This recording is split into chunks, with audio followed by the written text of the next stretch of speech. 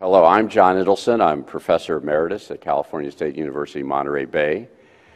Professor Emeritus is a great gig, no faculty meetings and a free parking pass. I'm not sure, though, one of my colleagues said he didn't notice much of a difference between my productivity after becoming from a full professor to a Professor Emeritus, and I don't know whether that was a compliment of my work as a Professor Emeritus or an indictment of my work as a professor. But anyway, enough about me. Today I want to tell you a little more about our keynote speaker, William. He is from the California State University's Chancellor's Office. The California State University system graduates just slightly under half of the baccalaureate degrees in the state of California. And 1 in 10 employees in the state of California is a California State University graduate, much like Intel saying, you know, there's an Intel inside. Almost every business in California can say there's a CSU graduate inside. In fact, William is in fact a graduate from the California State University system. We hire our own. William spent a career in the banking industry, and we're really quite lucky to have him connected with us here at the California State University system. So let me go on. When I was a faculty member in California State University, I was a faculty member who the IT department considered their worst enemy. I set up those rogue servers under my desk, stealing the limited bandwidth that we had. I was the internal terrorist that they feared. But today, our security threats are much greater. And I'm really glad that we have somebody with the talent and skills of William, because I surely wouldn't want his job. So without further ado, our keynote speaker.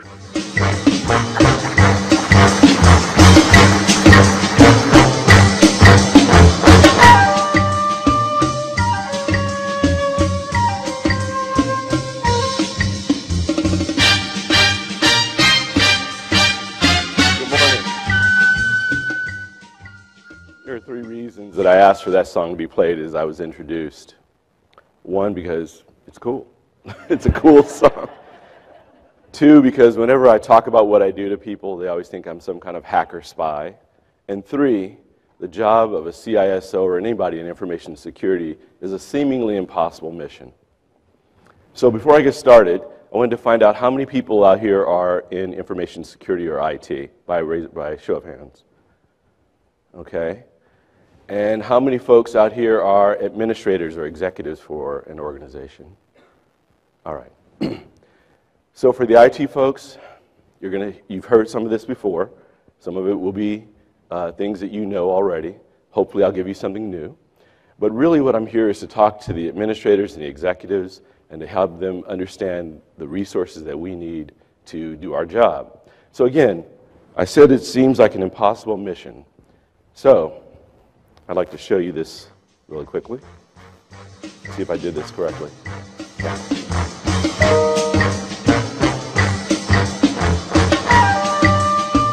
This is the Norse attack map.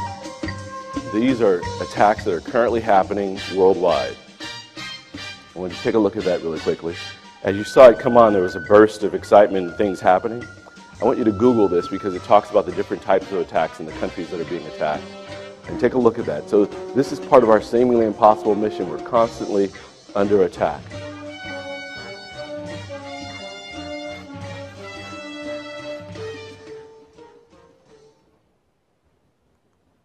So as John said, I'm from the CSU, and we have about 23 campuses, not including the Chancellor's Office. So there's 24 campuses. We serve about 500,000 students with 45,000 faculty and staff. It's a lot of systems to protect and millions of data records to protect, and it sometimes seem like an impossible mission. For you folks that are in the IT and information security arena, you realize that the role of the CISO is extremely impossible at certain times. Our role is demanding and complex.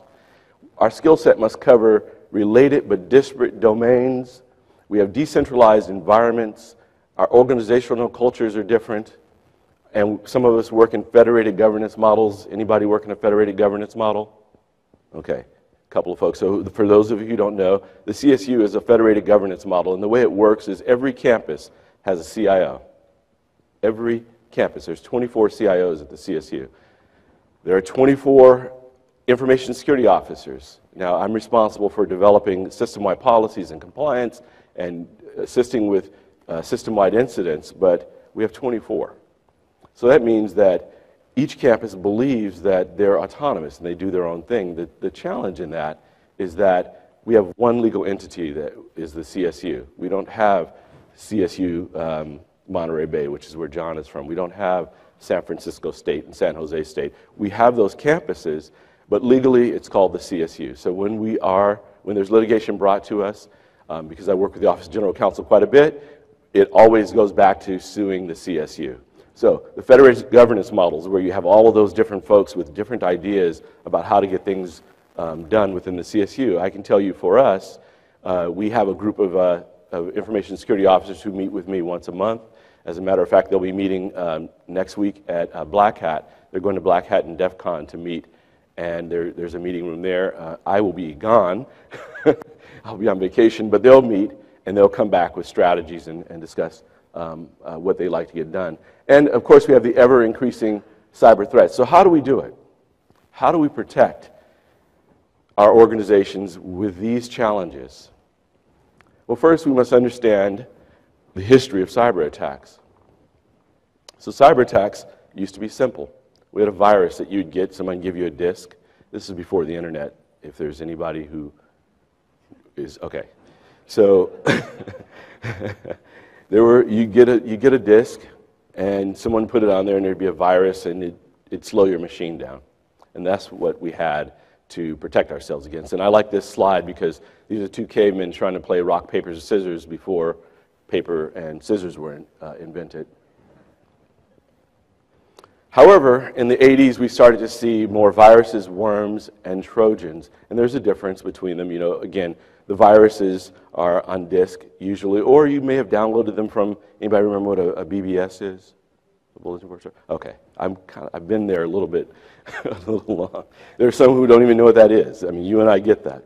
So, and then there's worms, which can actually move from computer to computer, usually over the internet, and those came out in the late 80s. And then in the early 90s, we started to see Trojan horses appear, where people were delivering packages. Does anybody remember the love bug? For those, again, who are old, okay, so that's a Trojan. You'd think, oh, someone's sending me a love letter. You'd open it up, and it would be some type of malware attack. These are a few infamous cyber attacks. So the Morris worm came out in 1988, and it officially broke the internet. It was the Kim Kardashian of its day.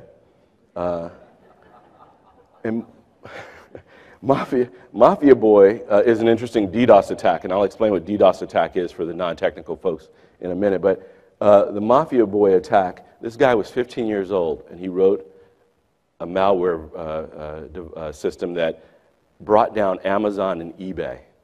It brought down the big ones. $1.2 billion in damage.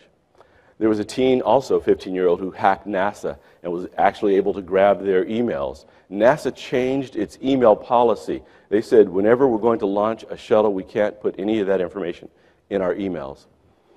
The LA radio station. So in LA, there's a radio station called KISS FM that's still there. I actually won a prize from KISS FM once, and I didn't hack to win. I was actually the right caller. But this gentleman, he hacked into their phone system and shut down all the phones. You had to be the 112th caller, and he hacked in and shut it down, and he won a Porsche. Now, he was arrested later, and now he runs a famous security firm, but... and then we had more increasing larger attacks. The Estonian government was attacked, and I put by Russians with question mark because they believe it was the Russians, but they can't really tell. The Israel internet infrastructure was attacked by the Soviets and Hamas. Again, I put a question mark because there was no definite proof. And these are 2009, and we can go all the way through. Actually, let me talk about the Stuxnet. Anybody heard of Stuxnet?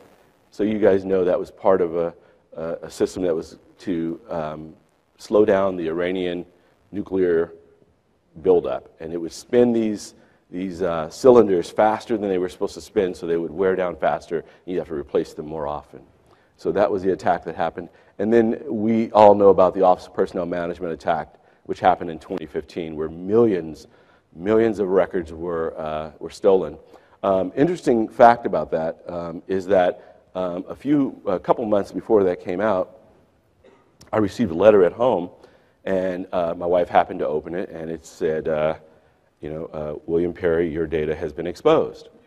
So I had recently about a year ago, gone through a background investigation for a security clearance, and my data was exposed. So we have all of these three-letter organizations that are getting hacked as well. It doesn't just happen to educational systems, it doesn't just happen to banks. We have the three-letter folks who seem like they have all of the good spy stuff in place to block all of that, but they're getting hacked as well. Now, how do cyber attacks occur? One of the #1 attack vectors is phishing and social engineering. If you walk up and ask me what my social security number and my birth date is, I might give it to you if you ask correctly. And so social engineering is that. But phishing attacks account for 39% of all attack types. Most sophisticated chain attacks have some form of social engineering, phishing, or spear phishing or whaling. And what that means is that in spear phishing, you're attacking people specifically. You're probably sending, like my chancellor might send me an email, but it's not really coming from him. So there are ways to find out about if this is a phishing attack or not. And this illustration is a FedEx email that someone received. As you can see in the from line, it's not from a FedEx person. It comes from, what is that, justhost.com? Is that clear enough for you guys back there? There are different things you can do. Hover over various parts of the email to see if it's a phishing attack. And even if you can't tell, you can usually forward it to the folks in IT, and they can tell you. Don't just click and open. And then medjacking. Have you guys, people heard about this medjacking thing? Okay. So medjacking is where hackers are actually hacking into medical devices. Medical device hacking, cyber criminals using medical device hacking as pivot points into other systems. So they get close to the device, or they hack into a device that's connected to the hospital's network and use that to pivot into an area where there's more sensitive data, PHI. Some medjackers are actually attacking people by using things on their pacemakers, for instance, to increase the voltage. There was an account where that occurred, and a person died from that. And then finally, a friend of mine sent me the last one, which is about a hit that occurred in Italy, and they shot the guy and didn't kill him. They took him to the hospital, and a hacker hacked in and increased the dosage on his dosage machine that was supplying medication to him, and they killed him in that way. So I can't give you the name of that person who gave me the information, but so another way of hacking are exploits of known and unknown vulnerabilities in systems. There's SQL injections, which exploit the SQL vulnerability. There's the heartbleed bug, which we all dealt with a year or so ago, and cross-site scripting. These are ways that exploits take place. And then DDoS. Most people know what DDoS is. It's not just another operating system. So I'm going to give you a little bit of a video, an explainer on DDoS. Billions of people rely on the internet to discover and share ideas with the world. However, websites are vulnerable to deliberate attacks, preventing people from accessing them. One way of bringing a site offline is by overloading a website with unwanted traffic. When someone maliciously uses several computers to do this, it's known as a distributed denial of service, or DDoS attack. To create a DDoS attack, an attacker will often start by building a network of infected machines, known as a botnet, by spreading malicious software through emails, websites, and social media. The botnet can then be controlled and commanded like an army to send an overwhelming volume of traffic that can take a target site offline. Botnets can also be sold to anyone who wants to pay for a targeted attack. DDoS attacks can be surprisingly cheap and easy to initiate, and anyone, anywhere in the world, can take almost any site down, no matter its size.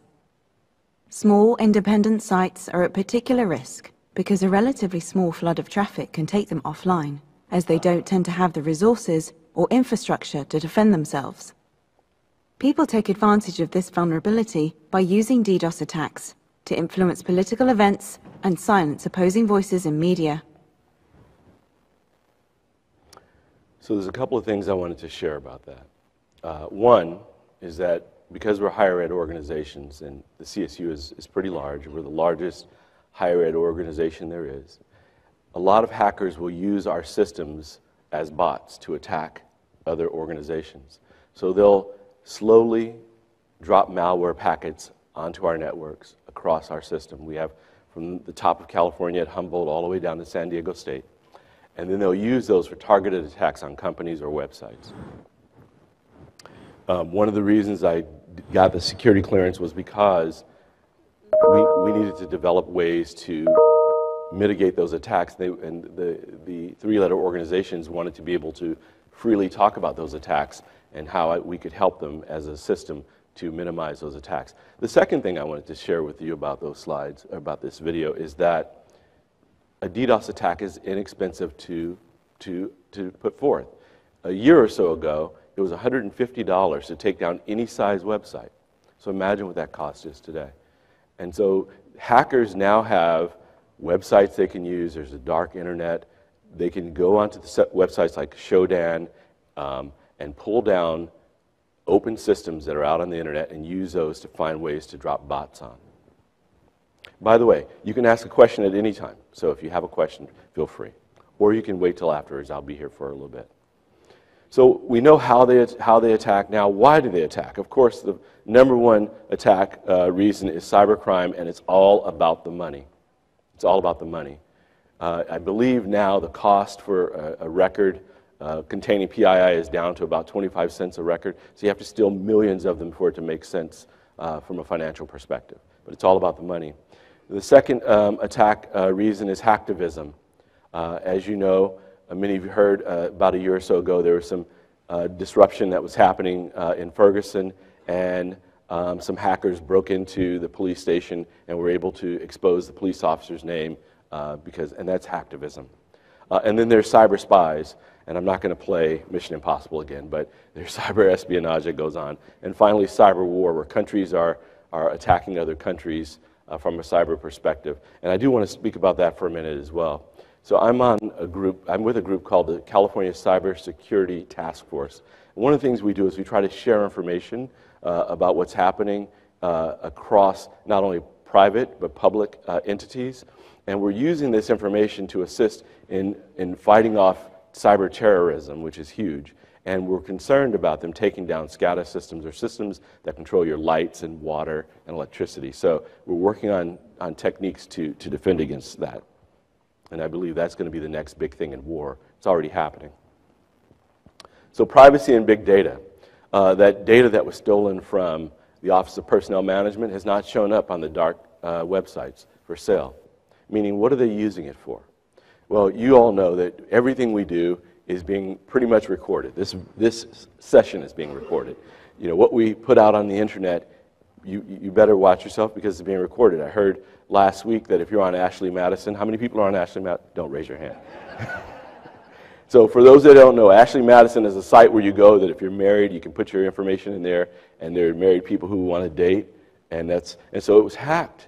So be careful. Everything we do is being watched and hacked, and they're going to expose all these names of the people on Ashley Madison. If you're already in there, I'm sorry. Start having that conversation now.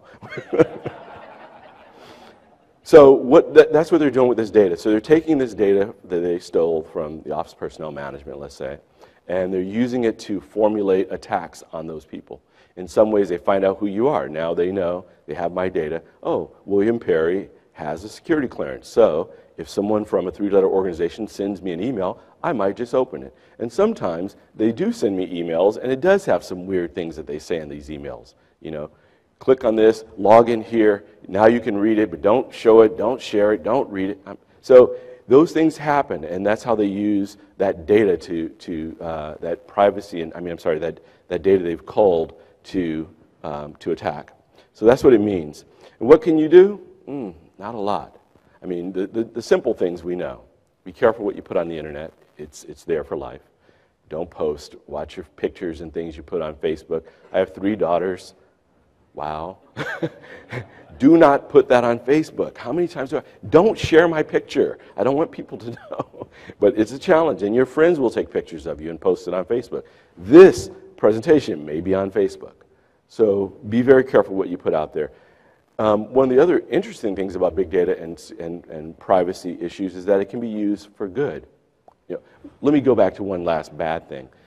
You may have heard about the young girl who went into a grocery store and looked at pregnancy materials, things to check to see if she's pregnant. She may have even bought one. And she went home, didn't want her parents to know, but she started receiving mail about having a baby, and that's how her family knew. Because even when we shop, you use your cards, they're tracking what you buy so they can market to you. And that's supposedly a good thing, but in that case, it wasn't so good. She had to have an uncomfortable conversation with her family. I mean, you may get something from Ashley Madison in the mail, and you'll have to have an uncomfortable conversation. So banks use this information as well. My wife and I like to travel, and whenever we go somewhere, if I try to use my credit card in another country, I'll usually have a problem if I don't call my bank ahead of time. I was at home not long ago, and I received a phone call, and my bank said, "Hey, did you just buy gas?" I said, "Yeah." They said, "Are you in Chicago?" I said, "No." They said, "We didn't think it was you. We didn't think you had gone to Chicago, so we're going to reverse those charges." Now, I have a little bit of what do you call this, exercise for you to try out. It works really well for iPhone. It doesn't work so well for Android. I've tried it with multiple Android phones, and I can't get it to work. But if you have your iPhone, go ahead and take it out. What this does is iPhone tracks where you go. I don't know if you know that. All of these smartphones track where you go and how frequently you go there so they can market to you. For them, they see it as a good thing. For me, I see it as an invasion of my privacy, so I turned it off. It won't affect anything else on your phone, at least Apple. I don't know how Android and Windows and all those folks work, but at least with Apple, it won't affect anything. So so with Apple, you go to Settings. You got your phones out if you want to do it. Privacy, and I won't go too fast. I'll take my time. Location services,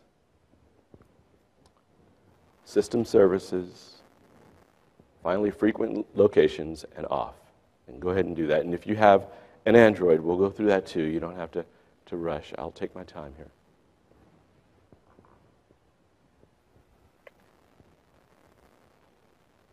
So you go to Settings on Android, and again, it might be a little different.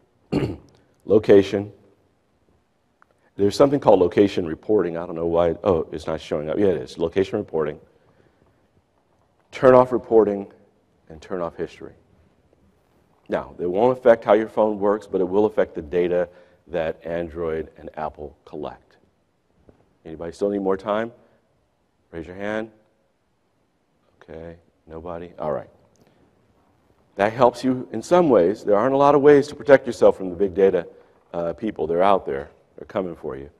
So, what are the motivation behind attacks? How does that break down? Well, I said cybercrime was the largest, and it is. You can see almost 60% of hacking events are cybercrime. Of course, that makes sense. People want to make money, so they're trying to steal your information. Secondly is hacktivism, and you're going to be seeing a lot more of that. I believe that it's already started with some of the political things that are happening. I think the next presidential race, you're going to see a lot of hacktivism happening. We're already hearing some of it. They want to look at Hillary's emails. They want to look at, and people are finding things. How are they finding it? Through hacktivists that work for them. Cyber espionage is 16 or 17%, and then finally, cyber warfare is the little small slice there. So who gets attacked? Which countries get attacked? Well, obviously, we're big consumers here, and we are free with our information. We don't have a lot of restrictions in the U.S., so we're attacked the most. As you can see, most of our attacks are cybercrime, followed secondly by hacktivism, and that's kind of tough to see. I hope you can see it. And then Canada also is about the same as far as the U.S. in hacktivism, which is interesting. These are from Hackmageddon. It was just last month's information, so if you want to look that up, you can. That site has a lot of interesting stuff on it. So now what do we do? Well, according to Hackmageddon, we can put proactive risk assessments, management of rules and policies in the firewall environment.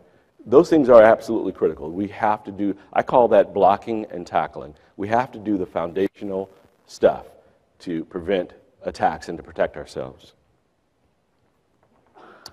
But I think first we need to know what to protect. Now, as a guy coming up through IT and information security, I would always hear defense in depth. layers of defense, and you guys have heard this, right? And it's more about putting tools in your various network layers. And for me, I think it's this. I think these are the layers. We have people, technology, and data, and I have a little bit of an interest, well, for me, it's an interesting story. I hope you enjoy it. So as I said, I meet with these ISOs once a month, and sometimes it's in person. And at this one in-person meeting, I'm a fairly new guy. I've been at CSU 3 years now, but I was new at the time, and I walk into the meeting with my, here's what you guys should be doing. I can't believe you're not doing this speech. And one of the gentlemen who was very gruff, very aggressive, really good with IT and information security said to me, William, what you don't understand is that each campus is different. So I went to the whiteboard and drew this. And I said, do you have people that you have to protect? Do you have technology? Do you have data? This is it. I don't care if you use a Mac or Android or PC or whatever. This is it. This is what we have to protect. Now, we need to develop a system to protect this that works for the campuses. Today, he's my deputy information security officer. So he now works to do what he believes. He's had the Kool-Aid. It's pretty good Kool-Aid. I make a good Kool-Aid. So to me, these are when I think about defense in depth, I think about these layers here. And what do I put around those layers? I also consider risk management. This is a really crazy drawing, so I'm going to try to explain it. But you have to determine the risk appetite of your organization. Wherever you start, whatever the initial state is, that's your total risk, and that's also your residual risk. You have to determine this risk tolerance here, right? And the higher you go, the more green you're going to put out. That means there's more money. And the lower you go, the higher your risk and less money. All right? There are 4 risk treatments, and many of you have heard this. You can accept it, which means, okay, we accept this risk. I'm a hot dog cart, and I accept the risk because someone may come and steal my cash. Okay? I keep a baseball bat with me, but it may happen. Risk mitigation, I hire a security guard to stand beside me at the hot dog cart.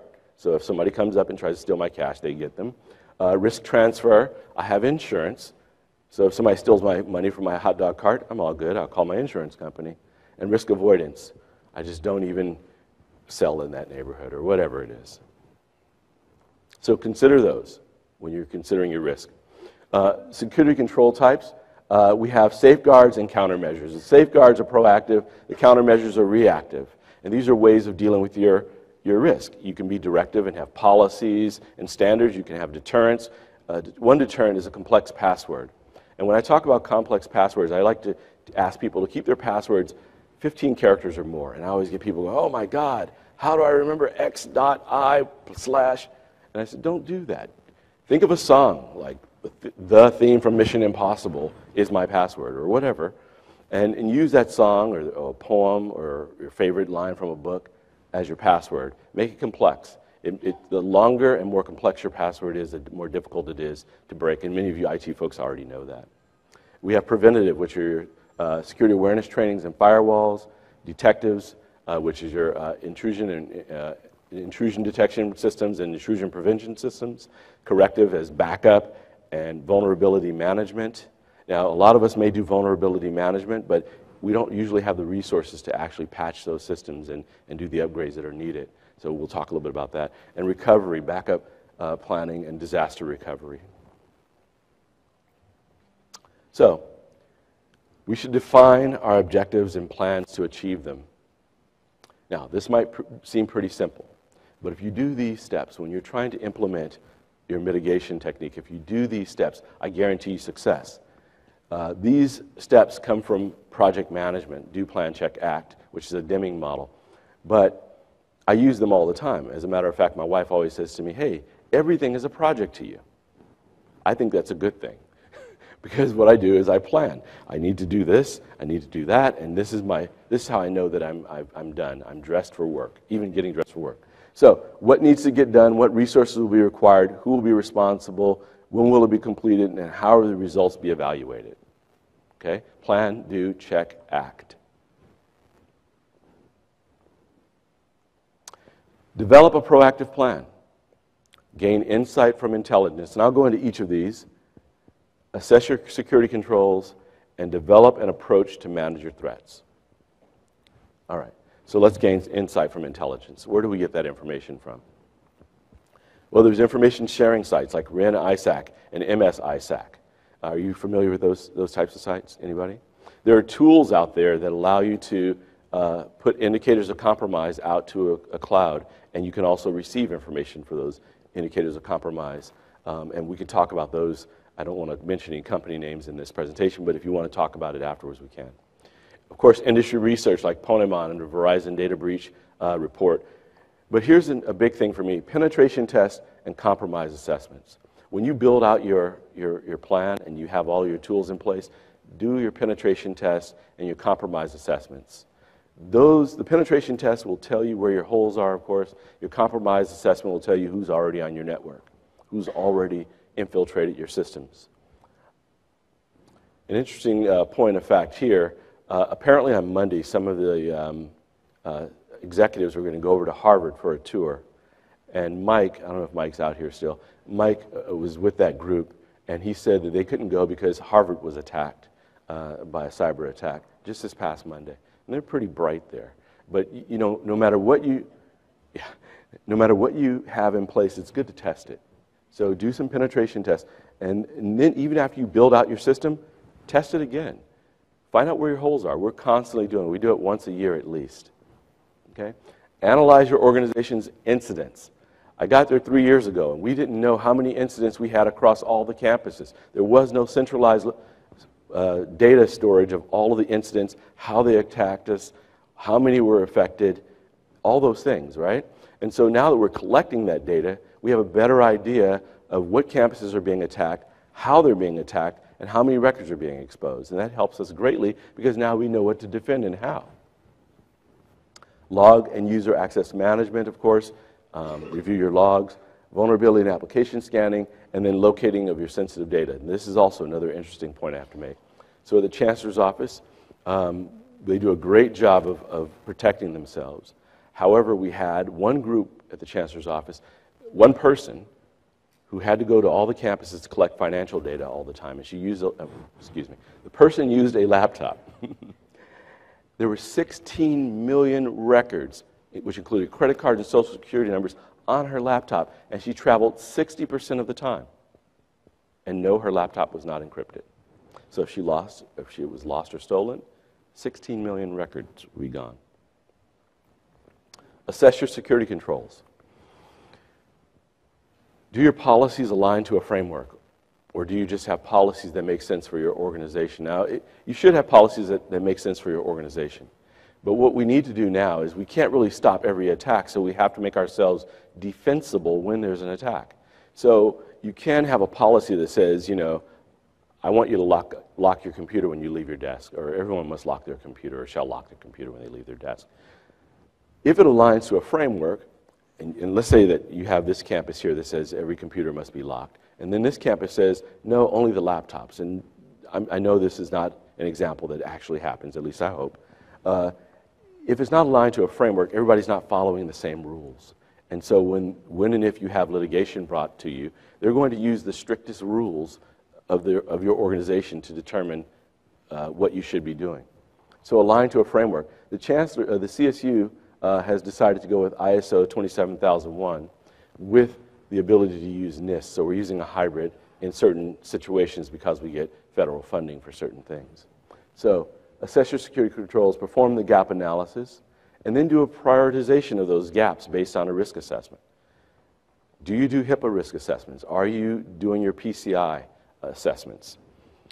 And then develop your plan after you do those things, implement it, and test it. Develop an approach to manage threats. So these are my blocking and tackling things. Again, there's a lot of vendors that we use to do this, and if you want to talk about those, I don't mind doing that offline. Of course, we have our firewalls. We have physically and logically segregated networks. Now, there are some organizations, believe it or not, that have a flat network. We have devices for advanced persistent threat and signature-based and behavioral-based malware protection. We do all those things. We're just now encrypting all of our endpoints. Now, encryption is not for everyone. Encryption has to match your organization's business needs.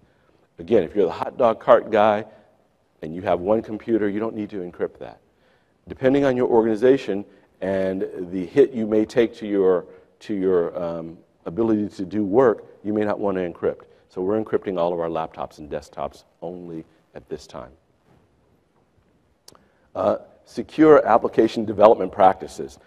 I don't know if you guys have developers on your sites, but we do. And a lot of times, someone from an organization will come in and go, I need you to develop this application. Here's what I wanted to do. I need to be able to read social security numbers from all the campuses. I need to have student health information from all the campuses. And they write this application, this database application, and they start using it. No security test, no security assessment, no hardening. And they put it on a server that hasn't been checked and hardened. So, develop secure application development practices. And by the way, the same developer will put it in production. You need to make sure that you have access control and segregation of duty. We go through a process every year where we require everyone to give us their segregation of duty compliance documents from all the campuses. Again, this might seem like things that you've heard, but we're just starting to encrypt, so I hope that you're starting to do some of these things. And I'm hoping that the folks who have the dollars, the administrators and executives go, oh, that's why they keep asking me for this. They do need it.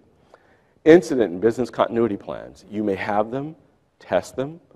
We had an incident yesterday. I received a phone call. There's an incident on a campus, and the first call was to me. I appreciate that, but I was able to walk the person through the right steps. So we don't test it enough, and we're going to go back and start testing it more often. We had 2 incidents that occurred yesterday at the CSU, believe it or not. Data loss and leakage prevention tools. Again, we have those tools that go out and look at all the endpoints and servers and determine where we have our sensitive data. And then application whitelisting. So, you buy all these tools. And I like this slide because it kind of expresses that. You buy all these tools, you implement all these processes. However, as it says here, we have firewalls, encryption, antivirus, software, etc. And in this corner, we have Dave. And Dave is human error. So understand what your threat really is. The technology is not going to make the difference. The people will make the difference. So, and I'm going to talk about this a little bit later, but I think it's apropos to mention it now. About 6 months ago, Kevin Mandia, do people know who Kevin Mandia is? Okay, I don't see a lot of hands. Okay, so Mandiant, and this is the only company I'm going to mention. Kevin Mandia started Mandiant, and Mandiant goes out and investigates and does forensics on all the large breaches, Sony, Anthem, all of those folks. And they come back and give them a report saying, here's how this happened, right? So about 6 months ago, I had the opportunity to meet him. He had someone call me up and go, hey, I'd like to come to the CSU and meet you. I'm like, wow, okay, you're the rock star of cybersecurity. Come on in and meet me. And so because it was such a big event, I had an executive, our CFO, come into the meeting because he's into helping me protect the CSU, which is important, executives. Talk to your information security folks. And so we're sitting at this meeting, and he looks at Kevin, he says, or Mr. Mandia, and he says, what is the one thing these companies could have done differently or implemented to prevent whatever it was that you saw happen? And he said nothing. He said there's nothing. There's no way to 100%, there's no silver bullet. And of course we know that, right? But it was kind of cool to hear him say that so that I won't look too bad when we have a huge incident. But he said the biggest deal is training your users, which I had just said to the executive, so I also felt pretty good. So, the biggest bang for your buck, train your users. There's various ways to do it. We use computer-based training. We have security awareness training, which is computer-based, and we require people to take it every so often. I think it's once or twice a year, and it's 20 minutes. But it gives them an awareness. You might think it doesn't dive deep enough, but it gives them an awareness, which is what is important. We also have information security advisory emails we send out whenever there's a large breach. We have articles in our organization's newsletter, and we do this thing called It's Just Lunch. I like to tease the guy who I hired as my deputy director because he's getting married in October, and he said to me, hey, I know how we can do it. I thought, let's bring everybody together, brown bag it, sit at a table, and talk about security. And he said no, to his credit. He said, no, let's do it like this. Let's make it like it's just lunch, like speed dating. I'm thinking, how do you know that stuff? So the way we do it is we have about 5 or 6 people who are on our team who will meet in this room, and we have all these people sign up for it, and it's kind of fun. People are excited about it, and it's usually overbooked. And we'll sit at a table and speak for 7 minutes about cybersecurity, some topic that we've already talked about in cybersecurity, and then we'll switch at 7 minutes when the bell goes off. We don't usually give out our phone numbers or anything like that, even though some people have asked. That was a joke. And then at the end, we all come back together and we ask them questions and we give out prizes. And so I don't know if they're coming for the prizes, but it seems to work, and it does increase awareness. We had one group who had some folks visiting the It's Just Lunch meeting, and afterwards came over and talked to us. They actually receive sensitive data from all the campuses, and they do it via spreadsheets that are emailed to them, thumb drives that are mailed to them, hard drives that are mailed to them, and they use that to gather and do these reports. And this person comes up and they say, hey, we're doing this. Is this wrong? I said, yeah, there's a better way. And so we've developed a better process for them to move that data between the campuses. Oh, and the phishing education campaign. This is huge. I really like, there's a tool, I can't mention any names, but there's a tool that we've acquired that will automatically phish your staff with really good stuff. It looks really good, right? And if they click on that, then it will give them a 2-page or 1-page educational explainer on phishing.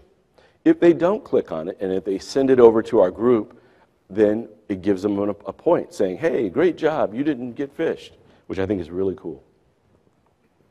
So, in an emergency, have a documented, I've said this already, but I wanted to get into these, have a documented incident response plans and use appropriate language. Whenever we have an incident, we call it an incident. We never call it a breach. It is an incident. Okay? If you call it a breach, it could have different impacts. We communicate to the right people. We immediately bring general counsel into every incident. I don't care how small it is. If it involves what we call level 1 data, which is PII or PHI, we bring in general counsel because, first of all, it gives us the right of privilege. So some of the things we say may not be brought up again in court. And secondly, because they need to understand early on what it is we're dealing with so they can handle any litigation that may come out of that. We also bring in risk. Our risk group handles our cyber insurance, and I'm sure most people have cyber insurance, but we bring them in immediately because it's like having a car accident. If you have a car accident and you don't notify your insurance immediately, they may not cover you. Usually for us, it's kind of cool. We bring them in, and they also help with bringing in outside help to help us determine who we need to contact, what the laws may be for various states, because each state may have different notification laws. And then business continuity and disaster recovery. It is good to write those things down, but be sure to test them. Now, you're going to go back and you're going to get your general counsel and your risk person to be part of your CERT team, right? Good. Okay. So, what's next? Well, for me, I'm looking at finding out where the CISO belongs in an organization. At the Chancellor's Office, and me particularly, I report to our CIO, and many of you probably report to your CIOs. Any information security people who do not report to a IT person? Ah, okay. Do you mind? Who do you report to? CFO. CFO. Exactly. That's where I think information security should report to. You need to report to somebody who has fiduciary responsibility to the organization, and here's why. IT has a different goal and mission. They're all about availability and uptime. And we are all about confidentiality, integrity, and availability, right, of data. And so we have different missions. And what happens is if you report to the CIO and you have to get a budget together, and the CSU went through quite a few years of low budgets, as I'm sure some of you have, who has all the resources they need? There may be somebody. Okay. Do you, even though you report to the CFO, do you have all? Of course. But the CFO has to make a decision how it affects the organization from a financial perspective. If you have an incident that's huge, Ponemon says it's somewhere between $200 to $400 per record. We had an incident not long ago that was potentially $90 million. Our cyber insurance wouldn't cover all of that. And so is that a decision that our CIO makes, or is that a decision that the CFO makes? And to me, those information security expenditures should be decided by someone who has that kind of responsibility to the organization. I'm not saying that it's a bad thing to report to the CIO. It's okay. But most of us came up through IT. I came up through IT. And so it's natural. But again, I'm starting to change my outlook on that. And I think that you'll read some articles. You may have heard, I heard there was a speaker here today who talked about becoming a CIO and CISO. They're different. So what are the future security tools and practices? Well, there's quantum encryption. Have you guys heard of this? Quantum encryption and homomorphic, excuse me, homomorphic encryption. So quantum encryption, there are computers that are coming out, quantum computers that are so fast, they can break down encryption. It's like brute force encryption. So there's going to be quantum encryption to meet that. And then homomorphic encryption allows you to encrypt a database and then do calculations on the database and keep it encrypted. Everything's encrypted the whole time, including the answer. There's going to be biometric and recognition-based authentication. Now, this is a little scary for me. This is where you have a challenge with privacy. So if I walk up and my computer knows exactly who I am, or if I go to shop at Nordstrom's and I give them my credit card and their terminal recognizes me, that's kind of scary to me. You have to balance privacy with security, though, and so I'm sure there'll be some ethical conversations about that as that becomes more and more perfected. But imagine the possibilities if the system that needed your information recognized you. If I walk up to anyone in my family, they know who I am, right? The computer will be that advanced, and they're already working on that. And the biometrics, of course, where they're looking, you're going to look in through something to read your iris or give them your fingerprint or a pint of blood each time you want to buy cookies at some place. So, and then Kevin Mandia, I talked about him, but I wanted to bring him up at that point. But again, his findings were, again, there's nothing we can really do except make ourselves defensible and mitigate the risk as best we can for our organization. For some organizations, that doesn't mean buying all these tools. That means having a firewall and endpoint signature-based virus prevention. I haven't talked about viruses in so long. And finally, the takeaways. Technologists, implement the blocking and tackling, increase your training, and work with your functional business areas to develop secure processes. So remember I told you about the person who came to me and said, hey, this is how we do this. Is this safe? Is this secure? And I said, no. It reminded me of a story. And if you've heard this before, I'm sorry, you'll have to hear it again. This family was making Christmas dinner. And the little girl was watching her mom, and her mom took the ham, cut the end off the ham, put it in the pan, seasoned it, put it in the oven, right? And the little girl said, Mom, why'd you cut the end off the ham? She goes, well, I don't know. Your grandmother taught me how to cook. Let's go ask her.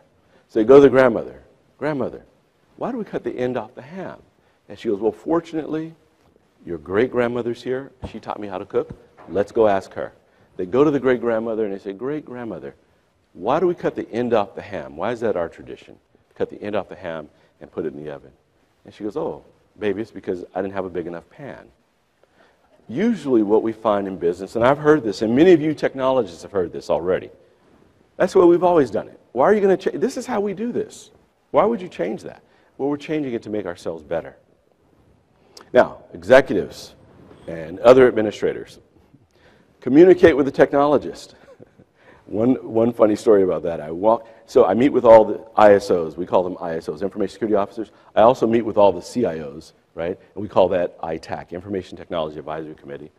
And I go to a meeting, and the CIOs said to me, and the ISOs work with the CIOs. Why are you bringing this to us? Why are you talking to our ISOs? You need to talk to us. I said, no, you guys need to talk to each other. Communicate with each other. And that doesn't happen as frequently as you think. The executives need to hear from IT, and IT, you need to talk to the executives. Okay? You need to make sure the resources are available and that the priorities align with the business objectives and goals. Thank you for your attention.